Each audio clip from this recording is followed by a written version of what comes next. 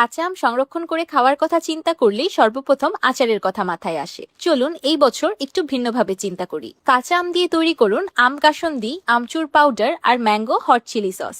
এমন তিনটি কাজের রেসিপি যে কোনো কিছুর স্বাদ 10 গুণ বাড়িয়ে দিবে। কাঁচা আমের মৌসুমে জাস্ট এই তিনটি জিনিস বানিয়ে রাখলেই আপনি সারা বছর জুড়ে যখন তখন কাঁচা আমের স্বাদ নিতে পারবেন। আসসালামু আলাইকুম everyone, I am chef Ishika. Welcome back to আইফুড channel. প্রথমেই তৈরি করে দেখাচ্ছি আম কাসুন্দি। কাঁচা আম ফুরিয়ে যাওয়ার আগেই তৈরি করুন আম কাসুন্দি আর বছর জুড়ে সংরক্ষণ করে রাখুন। সবার ঘরে ঘরে থাকা সামান্য কিছু উপকরণ দিয়েই মাত্র 15 মিনিটে দোকান থেকেও মজাদার কাসুন্দি বানানো যায়, এটা অনেকেরই অজানা। আম কাসুন্দি বানানোর জন্য আমি প্রথমেই নিয়ে নিয়েছি 1 কাপ কালো সরিষা, সেই সাথে নিয়ে নিয়েছি হাফ কাপ হলুদ সরিষা। এখন 2 কাপ পানি দিয়ে এই সরিষাগুলোকে ভিজিয়ে রাখবো 10 মিনিটের মতো। কাসুন্দি বানাতে 2 ধরনের সরিষাই ব্যবহার করা হয়, কিন্তু কালো সরিষার পরিমাণটা বেশি ব্যবহার করা হয়। এতে করে কাসুন্দির স্বাদ ও ঝাঁঝ দুটাই ব্যালেন্স হয়। 10 মিনিটে সরিষাগুলো খুব ভালোভাবে ভিজে গিয়েছে, আর সেই সাথে দেখতেই পাচ্ছেন উপরে কতগুলো ময়লা ভেসে উঠেছে। এবার 4-5 বার পানি বদল করে সরিষাগুলোকে খুব ভালো মতো ধুয়ে পরিষ্কার করে নিব। যেহেতু আম কাসুন্দি বানাচ্ছি, আম তো লাগবেই, সেই জন্য নিয়ে নিয়েছি 2টি মিডিয়াম সাইজের আম। আমি আমগুলোকে ছোট ছোট করে কেটে নিয়েছি। এবার একটি ব্লেন্ডার জারে দিয়ে দিচ্ছি ধুয়ে রাখা সরিষা আর কেটে রাখা কাঁচা আম। সেই সাথে দিয়ে দিচ্ছি 1 ইঞ্চির মতো আদা, 4টি কাঁচামরিচ, 1 টেবিল চামচ লবণ আর 1 কাপ পানি। এবার সবকিছু একসাথে খুব ভালোভাবে ব্লেন্ড করে একটা স্মুথ পেস্ট তৈরি করে নিব। আপনার ইচ্ছে করলে সরিষা আর আমটাকে ব্লেন্ডারে ব্লেন্ড না করে শিলপাটায়ও বেটে নিতে পারবেন, কোনো অসুবিধা নেই। এবার আম আর সরিষা বাটাটাকে একটি বাটিতে ট্রান্সফার করে নিলাম। এবার একটি প্যানে দিয়ে দিলাম 3 কাপ পানি।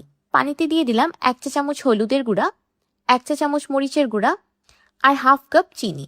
এবার সবকিছু একসাথে খুব ভালোভাবে মিশিয়ে পানিতে একটি বলক তুলে নিব।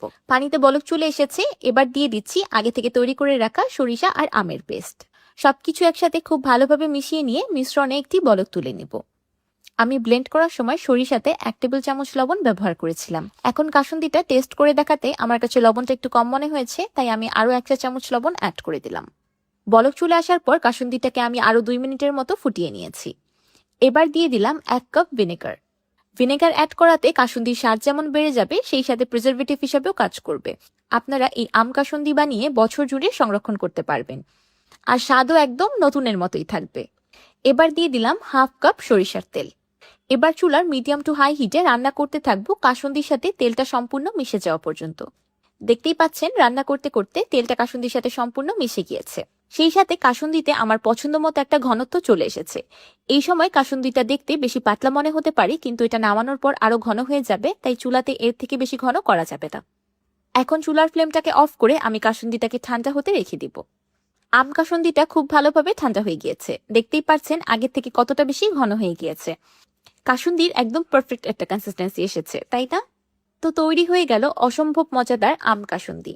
আমি বললে আপনারা বিশ্বাস করবেন কিনা জানি না, এই আম কাসুন্দি আপনারা আচার বা চাটনির মতো এমনিতেই খেয়ে নিতে পারবেন। দেখতেই পাচ্ছেন আমি কতগুলো আম কাসুন্দি বানিয়েছি, কারণ আমি এগুলো বছর জুড়ে সংরক্ষণ করব।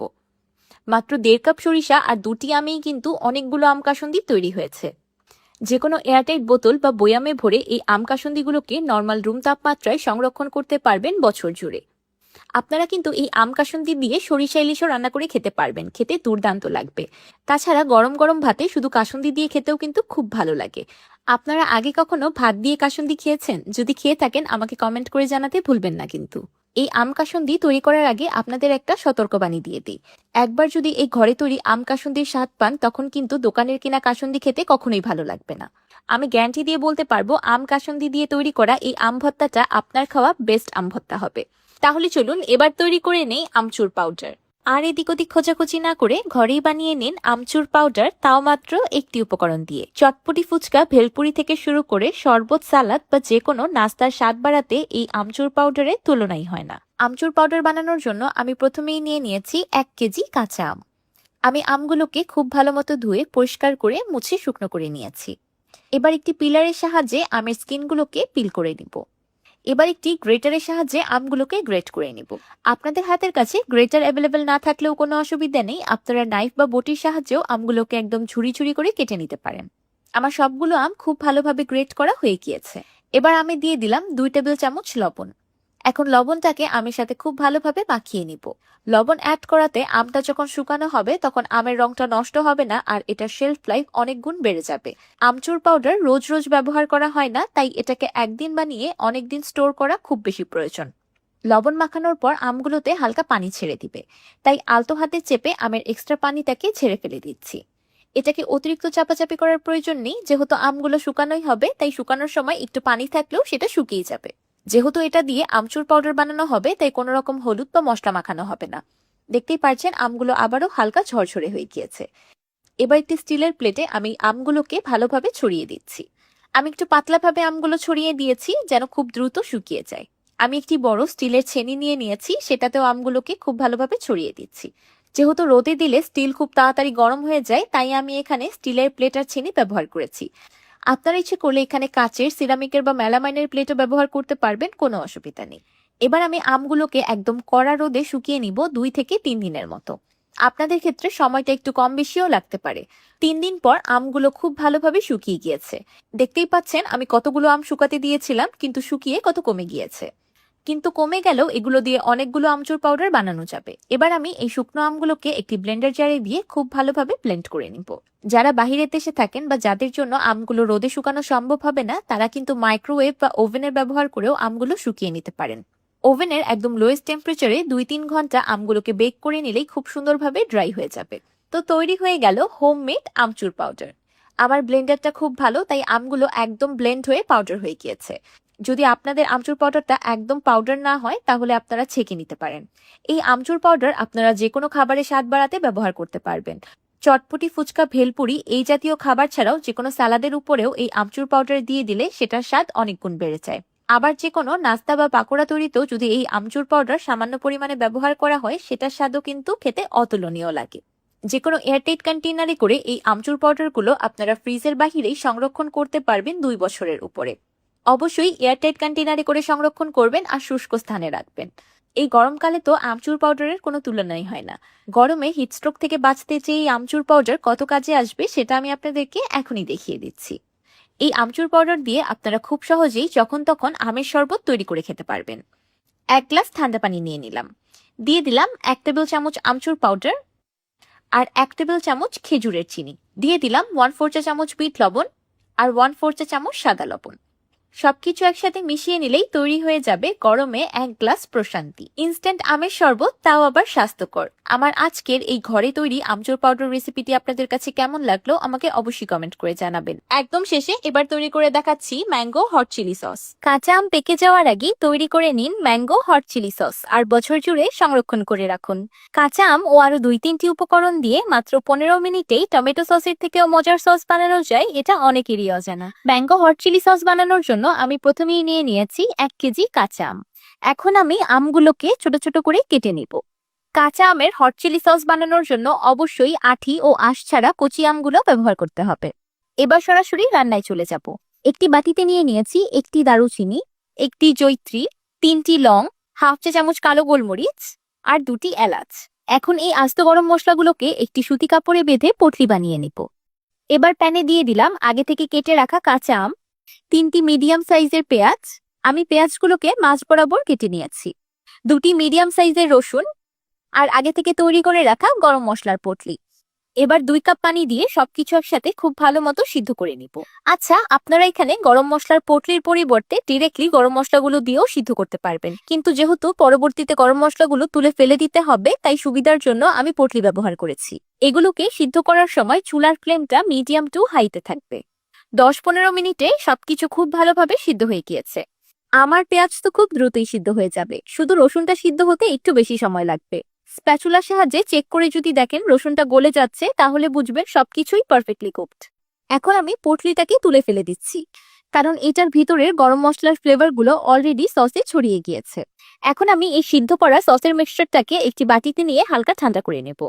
আমার এই ব্লেন্ডারে গরম কিছু ব্লেন্ড করলে তেমন সমস্যা হয় না, তাই আমি গরম গরমই ব্লেন্ড করে নিচ্ছি। আপনারা ব্লেন্ড করার আগে মিক্সচারটাকে সম্পূর্ণ ঠান্ডা করে নিতে পারেন। এখন সবকিছু একসাথে খুব ভালোভাবে ব্লেন্ড করে একটা স্মুথ পেস্ট রেডি করে নিব। সবকিছু একসাথে খুব ভালোভাবে ব্লেন্ড হয়ে গিয়েছে। দেখতেই পাচ্ছেন কত সিল্কি, স্মুথ অ্যান্ড ফ্লুই একটা সসের মিক্সচার রেডি হয়েছে। এখন এই সসের মিক্সচারটাকে একটি ছাঁকনির সাহায্যে ছেঁকে নিব। এই স্টেপটা খুবই ইম্পর্টেন্ট, স্কিপ করবেন না।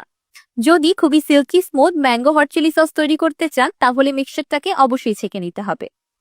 এবার ছেঁকে নেওয়া সসের মিক্সচারটাকে আবারও একটি প্যানে দিয়ে দিলাম। মিষ্টির জন্য দিয়ে দিলাম 1/2 কাপ চিনি, আর সেই সাথে দিয়ে দিলাম 1 চা চামচ বা স্বাদ মতো লবণ। এবার সবকিছু একসাথে খুব ভালোভাবে মিশিয়ে নিব। এখন দিয়ে দিলাম 1/2 কাপ ভিনেগার। এই ভিনেগারটা অ্যাড করার কারণে আপনারা ম্যাঙ্গো সসটাকে বছর জুড়ে সংরক্ষণ করতে পারবেন, আর সেই সাথে সসের টেস্টটাও খুব বেশি ভালো আসবে। এবার দিয়ে দিলাম 1 টেবিল চামচ চিলি ফ্লেক্স। আচ্ছা, আমার কাছে এই ম্যাঙ্গো সসটা ঝালঝাল খেতেই বেশি ভালো লাগে। একটা সুন্দর কাঁচা আমের কালার আনার জন্য দিয়ে দিলাম 1 ফোঁটা অর্গ্যানিক গ্রিন ফুড কালার। কালারটা একদমই অপশনাল, আপনারা ইচ্ছে করলে এটাকে টোটালি স্কিপ করতে পারবেন, কোনো অসুবিধা নেই। আমি সসটা রান্না করার জন্য এক্সট্রা করে কোনো পানি অ্যাড করিনি। আমি সর্বপ্রথম আমগুলো সিদ্ধ করার সময় যেই পানিটা অ্যাড করেছিলাম সেটাতেই সম্পূর্ণ সসটা রান্না হয়ে গিয়েছে। কিন্তু আপনাদের যদি আমগুলো সিদ্ধ করার সময় পানিটা অতিরিক্ত শুকিয়ে যায় তাহলে এই সময় অল্প একটু পানি অ্যাড করে সসের কনসিস্টেন্সিটাকে ব্যালেন্স করে নিতে পারেন। সসটা পারফেক্টলি রান্না হয়েছে কিনা কিভাবে বুঝবেন? একটি বাটিতে বা প্লেটে অল্প একটু সস দিবেন। তারপর যদি দেখেন সসটা এমন রানি কনসিস্টেন্সি আছে আর সসের থেকে কোনো রকম পানি আলাদা হচ্ছে না, তাহলে বুঝবেন এটা পারফেক্টলি কুকড। এখন আমি সসটাকে চুলা থেকে নামিয়ে নিব। এর থেকে বেশি ঘন করব না, কারণ এটা নামানোর পর আরেকটু ঘন হয়ে যাবে। এই কাঁচা আমের সসটা খেতে কিন্তু অতিরিক্ত টক লাগবে না, মানে এটার ফ্লেভারটা আমি আপনাদের বলে বোঝাতে পারবো না, এতটাই বেশি মজা যে না খেলে বুঝবেন না। আমি চুলা থেকে নামিয়ে ম্যাঙ্গো হট চিলি সসটাকে সম্পূর্ণ ঠান্ডা করে নিয়েছি। তো তৈরি হয়ে গেল অসম্ভব মজাদার ম্যাঙ্গো হট চিলি সস। যে কোনো এয়ারটাইট বোতল, বক্স বা জারে করে আপনারা এই ম্যাঙ্গো সসটাকে সংরক্ষণ করতে পারবেন বছর জুড়ে। এই ম্যাঙ্গো সসটা ফ্রিজের বাহিরেই ভালো থাকবে, কিন্তু আপনারা ইচ্ছে করলে ফ্রিজেও রাখতে পারেন। কাঁচা আম দিয়েও যে এত মজাদার স্বাদের সস বানানো যায় এটা কিন্তু আসলেই অবিশ্বাস্য। অনেকের বাসায় কিন্তু ভাজা পোড়া খাওয়ার কথা হলেই সস ছাড়া চলেই না। তারা কিন্তু অবশ্যই এই কাঁচা আমের সসটা বানিয়ে রাখবেন, যে কোনো খাবারের স্বাদ দ্বিগুণ হয়ে যাবে। সসের কনসিস্টেন্সিটা দেখতে পাচ্ছেন কতটা পারফেক্ট আছে, না খুব বেশি ঘন না খুব বেশি পাতলা। এই কাঁচা আমের সস আপনারা যে কোনো কিছু দিয়ে খেতে পারবেন, যে কোনো ধরনের পাকোড়া বলেন, ফ্রেঞ্চ ফ্রাই বলেন বা উইচেস। টমেটো সস বা কেচাপ দিয়ে যা যা খাওয়া যায় এই ম্যাঙ্গো হট চিলি সস দিয়ে সবই খাওয়া যাবে। আমার আজকের এই ম্যাঙ্গো হট চিলি সস রেসিপিটি আপনাদের কাছে কেমন লাগলো আমাকে অবশ্যই কমেন্ট করে জানাবেন। ভিডিওটি ভালো লাগলে একটি লাইক দিবেন আর আমার চ্যানেল সাবস্ক্রাইব করে আমার চ্যানেলের পাশেই থাকবেন। আল্লাহ হাফেজ।